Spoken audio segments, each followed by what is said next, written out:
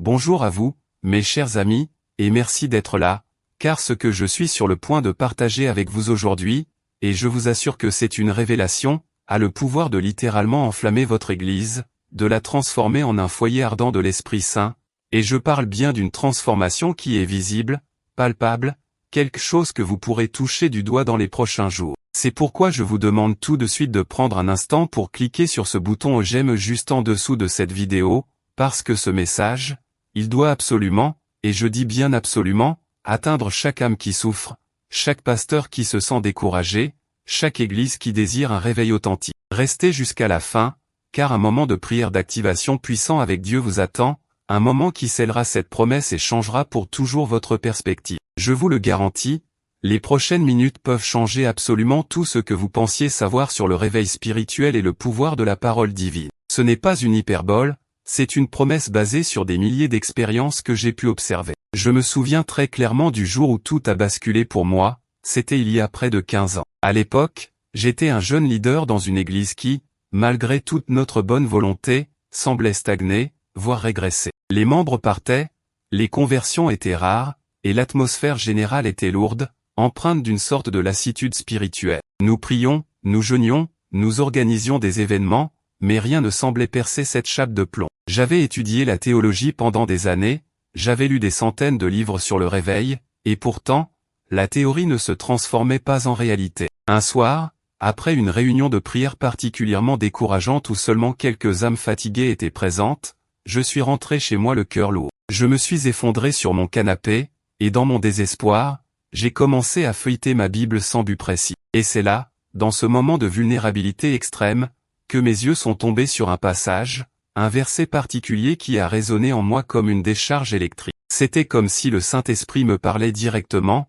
me révélant une vérité que j'avais ignorée ou mal comprise pendant tout ce temps. Ce n'était pas un grand mystère compliqué, c'était là, devant moi, depuis toujours, mais je n'avais pas les yeux pour le voir. J'ai alors commencé à me plonger corps et âme dans une étude obsessive des psaumes, pas seulement pour les lire, mais pour les vivre, pour les incarner, pour les prier avec une intensité nouvelle. Ce que j'ai découvert, ce que je suis sur le point de vous révéler, n'est pas une simple méthode, c'est un protocole d'activation spirituelle basé sur l'ADN même du réveil que nous avons pu observer dans des centaines d'églises à travers le monde. Ces 7 psaumes, utilisés d'une manière très spécifique, ont déjà été le catalyseur de réveil majeur, touchant plus de 50 000 personnes directement, et des centaines de milliers indirectement, en moins de 9 semaines. Oui, vous avez bien entendu, en moins de 9 semaines, des églises léthargiques sont devenues des foyers de puissance, des communautés vibrant de la présence de Dieu. Et ce n'est que la pointe de l'iceberg de ce que vous êtes sur le point de découvrir. Il y a un détail crucial sur la manière de les aborder que presque personne ne connaît,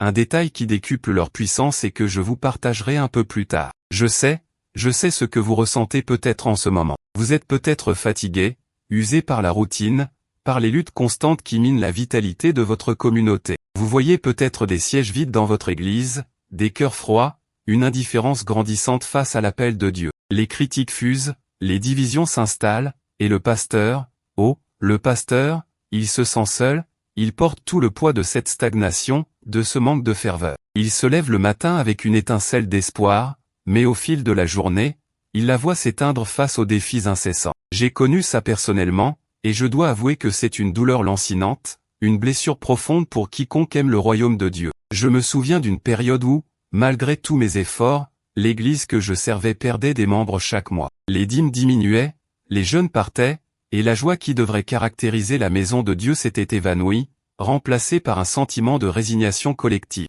Nous avions essayé toutes les stratégies à la mode, les campagnes d'évangélisation avec de grands noms, les programmes sociaux pour attirer les familles, les groupes de maison, les séminaires de croissance spirituelle. Nous avions même réaménagé les locaux, investi dans du nouveau matériel de sonorisation, pensant que le problème était peut-être d'ordre logistique ou esthétique. Mais rien, absolument rien ne fonctionnait sur le long terme. C'était comme essayer de remplir un seau percé. Chaque tentative, aussi sincère soit-elle, se soldait par un échec ou un succès éphémère qui nous ramenait invariablement au point de départ, voire pire. Les tensions augmentaient, les discussions houleuses éclataient au sein du conseil, et la tentation d'abandonner devenait de plus en plus forte. C'est à ce moment précis, au fond du gouffre, que j'ai eu cette révélation mystique sur le pouvoir insoupçonné des psaumes. C'était la seule voie de sortie, la seule solution qui n'avait pas encore été explorée avec l'intensité et la foi requises. J'ai compris que la solution ne viendrait pas de nos efforts humains, aussi louables soient-ils, mais d'une intervention divine, activée par des clés spirituelles précises. Et ce n'est pas seulement mon expérience, loin de là. Permettez-moi de vous raconter l'histoire de la pasteur Marie Dubois, à Lyon. Son église, une petite communauté, était au bord de la fermeture il y a seulement 6 mois. Elle était désespérée. Les quelques fidèles restants étaient âgés, et l'avenir semblait sombre. Elle m'a contacté, le cœur brisé, me demandant s'il y avait un espoir, même un tout petit. Nous avons mis en place le protocole précis avec les 7 psaumes. Et tenez-vous bien, en moins de 2 mois, pas 3, pas 6, mais 2 mois, son église a vu affluer des jeunes, des familles entières. Le plus incroyable, c'est ce qu'elle m'a dit par téléphone, la voix tremblante d'émotion, c'est comme si les murs respiraient le feu de Dieu. J'ai vu des personnes, des incroyants, entrer juste par curiosité et être instantanément touchés par l'esprit, des larmes de repentance couler sur leurs joues avant même la fin de la prédication. C'était une synchronicité divine, une orchestration parfaite que seul Dieu peut réaliser. Puis il y a le témoignage de frère Jean-Luc de Marseille. Lui, c'était une église plus grande, mais elle était minée par les conflits internes, les jalousies, les commérages. La division était tellement profonde que le pasteur avait songé à démissionner à plusieurs reprises. Leur rencontre ressemblait plus à des assemblées générales tendues qu'à des cultes de louanges. Nous avons appliqué ce même principe des psaumes, avec une focalisation particulière sur l'unité et la restauration. En 4 semaines exactement, les tensions ont commencé à se dissiper. Il m'a raconté comment, lors d'une session de prière des psaumes, 2 membres qui ne se parlaient plus depuis des années se sont spontanément étreints, pleurant et demandant pardon l'un à l'autre. C'était un miracle, m'a-t-il dit, une guérison que toutes nos tentatives de médiation n'avaient pas réussi à accomplir en des années. C'était au-delà de tout ce qu'ils auraient pu imaginer. Et laissez-moi vous parler de sœur Aïcha, de Bruxelles. Son église était active, oui, mais sans véritable percée spirituelle. Ils faisaient du bon travail, mais ils aspiraient à plus, à une puissance plus tangible, à des signes, des prodiges. Ils voulaient voir des guérisons, des délivrances. Pour être honnête, Aïcha était sceptique au début. Elle pensait que c'était une énième technique. Mais elle a décidé d'essayer, par désespoir et par foi. Nous nous sommes concentrés sur l'activation de la puissance divine. En à peine 6 semaines, leur église a été le théâtre de guérisons spectaculaires. Une femme paralysée a commencé à marcher, un enfant sourd a entendu pour la première fois. Nous sommes stupéfaits, m'a-t-elle écrit dans un email qui m'a profondément ému. Les services sont devenus des lieux où la présence de Dieu est si palpable que les gens tombent sous l'onction, non pas par émotion, mais par la pure puissance de l'esprit. Notre église s'est littéralement enflammée, et je n'aurais jamais cru cela possible. Ces histoires, mes amis, ne sont pas des exceptions. Elles sont le fruit d'une application méthodique et pleine de foi de principes que je vais maintenant vous dévoiler. Peut-être que vous vous reconnaissez dans ces situations, n'est-ce pas? Vous vous sentez comme ces pasteurs, ces leaders, ces membres d'église qui aspirent à voir Dieu agir de manière extraordinaire, mais qui se heurtent à une réalité frustrante, à une sorte de plafond de verre spirituel. Vous vous demandez ce qui ne va pas, pourquoi les promesses de Dieu semblent s'accomplir pour d'autres, mais pas pour vous, pas pour votre communauté. Eh bien, laissez-moi vous dire ceci, et c'est crucial de l'entendre, ce n'est pas de votre faute. Non, absolument pas. La plupart du temps, ce que nous percevons comme un échec est en réalité le résultat de forces spirituelles qui opèrent dans l'ombre, des blocages, des résistances qui cherchent à étouffer le feu du réveil. Ce sont des forteresses invisibles érigées pour empêcher la pleine manifestation de la gloire de Dieu dans nos vies et dans nos assemblées. Mais vous savez quoi? Il est grand temps de nous lever avec une sainte colère contre ces blocages, de refuser de les accepter comme une fatalité. Il est temps de comprendre que Dieu a déjà pourvu à tout, qu'il a déjà donné les outils pour briser ces chaînes, pour consumer ces forteresses par le feu de son esprit. Et ce que je vais vous révéler maintenant va changer radicalement votre perspective, cela va vous donner les clés pour libérer cette puissance dormante dans votre église. Le secret réside dans l'utilisation ciblée, stratégique et pleine de foi des psaumes, mais pas n'importe comment, il y a un ordre, une intention, une vibration spirituelle à comprendre. Mais attendez, il y a quelque chose d'encore plus crucial à comprendre avant de plonger dans le cœur de la méthode. Ce n'est pas juste une question de lecture, c'est une question d'activation. La première partie de ce que j'appelle le protocole d'activation des 7 psaumes pour le réveil commence par une compréhension fondamentale. Les psaumes ne sont pas de simples poèmes ou des chants anciens. Ils sont des décrets prophétiques, des prières inspirées par le Saint-Esprit, qui portent en elles une puissance de transformation divine lorsqu'elles sont prononcées avec foi et intention. Leur base biblique est inébranlable, ils sont la parole même de Dieu, imprégnés de l'émotion humaine et de la majesté divine. La première étape pratique consiste à choisir ces psaumes avec discernement, en fonction de l'objectif spécifique de réveil que vous visez pour votre Église. Par exemple, si vous cherchez l'unité, vous ne prendrez pas les mêmes que si vous cherchez la guérison ou l'évangélisation. Et c'est là que beaucoup de gens font une erreur fatale qui annule toute l'efficacité, ils lisent les psaumes comme s'ils lisaient un roman, sans y infuser leur propre esprit, leur propre soif, leur propre intention dirigée par le Saint-Esprit. Ils oublient qu'ils sont des armes spirituelles, des clés pour déverrouiller des dimensions célestes. Mais ce n'est qu'une partie de la préparation. Il y a un contexte essentiel, une fréquence spirituelle à atteindre, avant même de prononcer le premier mot de ces psaumes, et je vous promets de vous révéler cela très bientôt, juste après avoir partagé encore plus de preuves tangibles de l'efficacité de cette méthode. Les résultats, mes amis, ne sont pas seulement anecdotiques, ils sont rapides et précis. Nous avons observé que les premiers signes de transformation apparaissent souvent en moins de 7 jours, et la pleine manifestation du réveil, celle qui enflamme vraiment une église, se produit généralement en 6 à 9 semaines. Et les catégories de transformation sont vastes. On parle d'un accroissement significatif du nombre de membres, de l'augmentation spectaculaire des dîmes et offrandes qui permet de financer de nouveaux projets missionnaires, d'une résurgence de la passion pour l'évangélisation, avec des conversions massives et authentiques,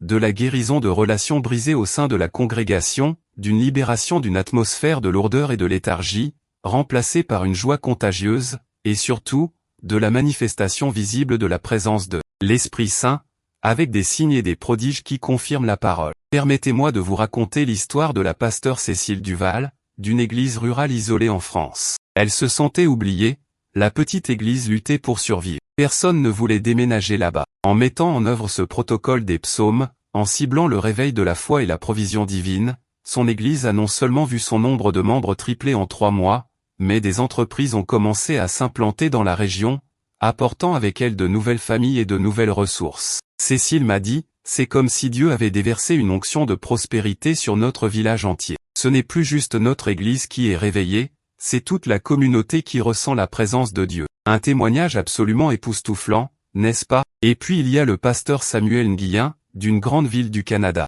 Son église était grande, mais l'esprit de formalisme s'était installé, étouffant toute spontanéité et toute ferveur. Les cultes étaient devenus prévisibles, sans vie, et les gens venaient plus par habitude que par passion. Nous avons travaillé sur l'activation de l'esprit de louange et d'adoration avec les psaumes. Le résultat, en 5 semaines, les cultes sont devenus des explosions de joie. Samuel m'a raconté, les gens n'ont plus peur d'exprimer leur amour pour Dieu. Des danses spontanées ont éclaté, des prophéties se sont manifestées, et les témoignages de vie transformée affluent chaque semaine. Notre Église est passée d'un musée à un sanctuaire vivant où la gloire de Dieu est visible. C'est une puissance qui dépasse l'entendement humain. Mais pourquoi est-ce que cela fonctionne avec une telle précision spirituelle? C'est parce que les psaumes sont des prières qui ont été données par Dieu lui-même, des expressions de l'âme humaine en dialogue avec le Créateur, imprégnées de l'onction divine. Lorsque vous les prononcez avec foi et intention, vous ne faites pas que réciter des mots, vous libérez des fréquences spirituelles spécifiques qui résonnent avec le plan de Dieu pour le réveil. Chaque psaume a une vibration unique, une mission prophétique. Ils agissent comme des clés qui déverrouillent les portes du ciel,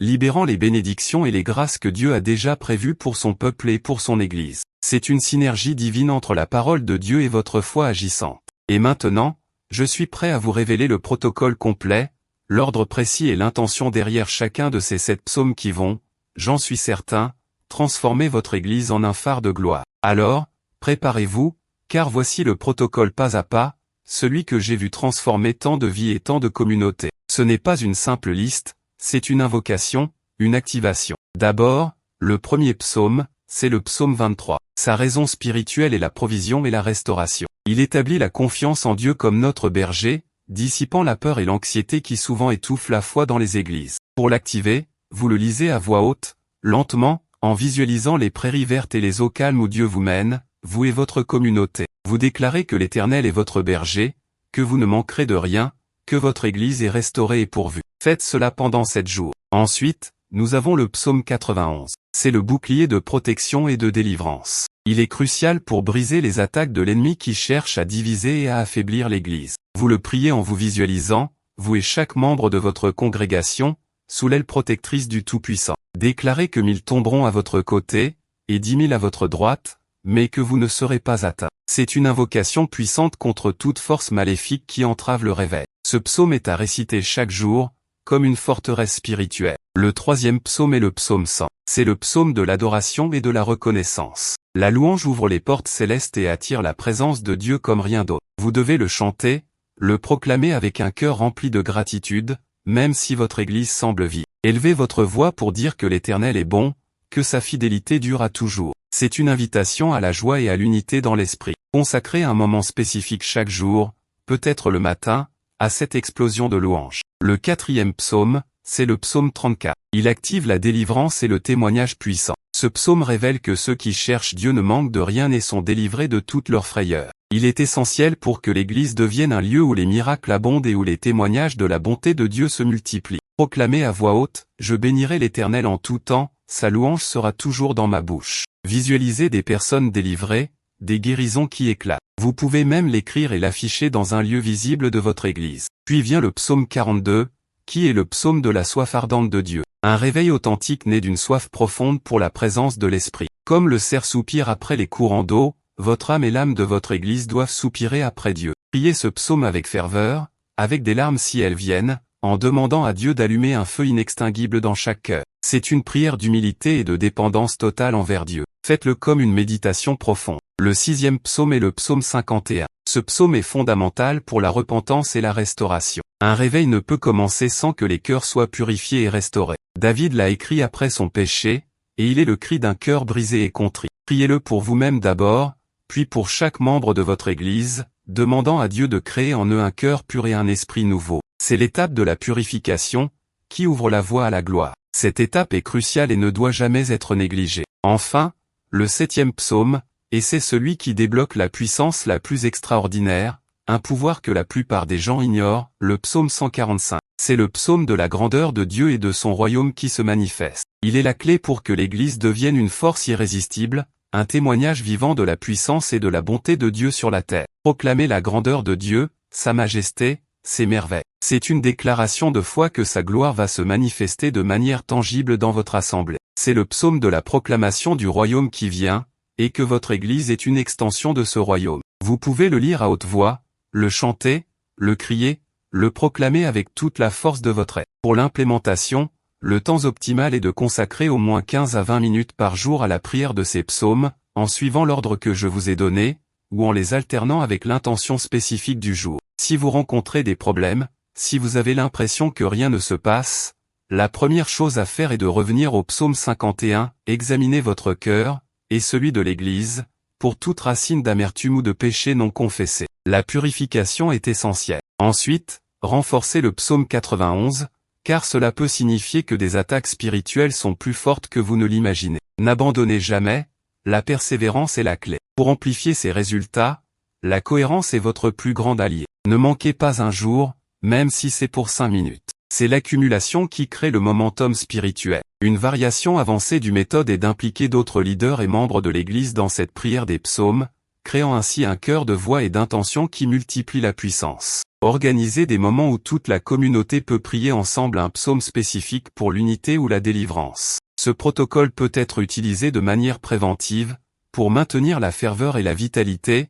ou en mode d'urgence, lorsque votre Église traverse une crise. Vous pouvez inclure votre famille dans cette protection et cette activation. Lisez ces psaumes avec vos enfants, avec votre conjoint, et déclarez ensemble la victoire de Dieu sur votre foyer et votre lignée. Les signes que cela fonctionne seront clairs, une atmosphère plus légère dans l'Église, plus de joie, des sourires plus authentiques, de nouvelles personnes qui apparaissent par hasard, des témoignages inattendus, une faim plus grande pour la parole de Dieu, et bien sûr, des manifestations tangibles de l'esprit comme des guérisons et des délivrances. Quand répéter le processus, idéalement, c'est un cycle continu. Vous pouvez refaire le protocole complet chaque trimestre, ou si vous sentez que la ferveur diminue, ou si de nouveaux défis se présentent. C'est une armure spirituelle à porter constamment. Et maintenant, nous arrivons à ce moment sacré que je vous ai promis, un moment de prière d'activation. Je vous invite à vous joindre à moi, là où vous êtes, à fermer les yeux si vous le pouvez, et à laisser votre cœur s'ouvrir à la puissance de Dieu.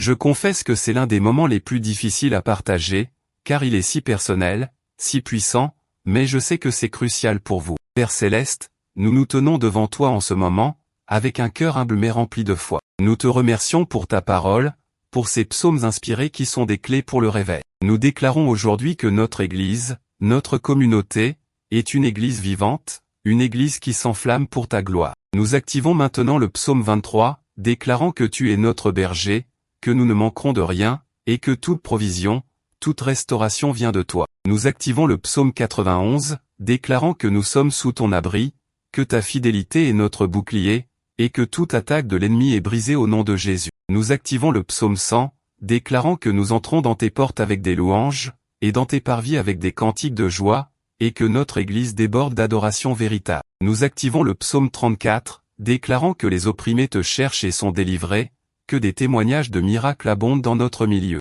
Nous activons le psaume 42, déclarant que notre âme soupire après toi, ô Dieu, comme une biche après les courants d'eau, et que la soif spirituelle est ravivée en chaque cœur. Nous activons le psaume 51, demandant humblement que tu crées en nous et dans notre assemblée un cœur pur, et que tu mettes en nous un esprit nouveau et bien disposé, purifiant tout ce qui te déplaît. Et enfin, nous activons le psaume 145, proclamant ta grandeur, ta majesté, et tes œuvres merveilleuses. Nous déclarons que ton règne vient, et que notre Église sera un canal puissant de ton royaume sur la terre. Que le feu de ton esprit consume toute léthargie, toute division, toute peur. Que notre Église s'enflamme de ta gloire, de ta présence, de ton amour. Nous scellons cette prière et cette activation au nom puissant de Jésus-Christ. Amen. Si vous avez été touché par cette prière, si vous avez ressenti cette connexion, si vous croyez que cette parole a le pouvoir de transformer votre Église, alors je vous demande de ne pas garder cette bénédiction pour vous. Partagez cette vidéo avec tous ceux que vous connaissez qui ont soif de réveil,